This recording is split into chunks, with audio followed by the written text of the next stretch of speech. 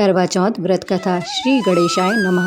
एक साहूकार के 7 लड़के और 1 लड़की थी। एक बार कार्तिक मास की कृष्ण पक्ष की चतुर्थी तिथि को शेठानी सहित उसकी 7 बहुएं और उसकी बेटी ने भी करवा चौथ व्रत रखा।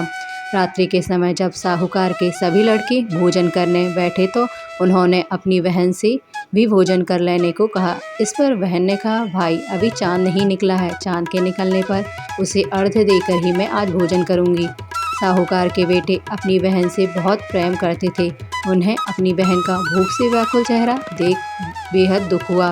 साहूकार के बेटे नगर के बाहर चले गए और वहां एक पेड़ पर चढ़कर अग्नि जला दी। घर वापस आकर उन्होंने अपनी बहन से कहा, देखो बहन, चांद निकल आया है, अब तुम उन्हें अर्घ देकर भोजन ग्रहण करो। साहूकार की बेटी ने अपनी भाभियों से कहा, देखो चांद निकल आया है, तुम लोग भी अर्घ देकर भोजन कर लो।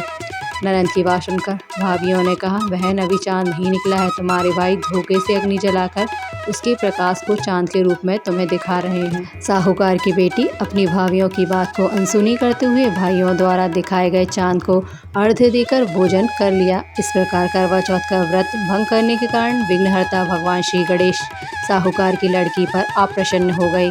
गणेश जी की अप्रसन्नता के कारण उस लड़की का पति बीमार पड़ गया और घर में बचा हुआ सारा धन उसकी बीमारी में लग गया।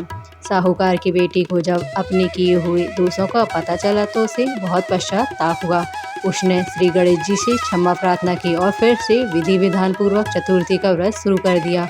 उसने उपस्थित सभी लोगों का श्रद्धा अनुसार आदर किया और उसके बाद उनसे आशीर्वाद ग्रहण किया। इस प्रकार उस लड़की के श्रद्धा भक्ति को देखकर एकदंत भगवान गणेश जी उस पर प्रसन्न हुए और उसके पति को जीवन दान प्रदान किया।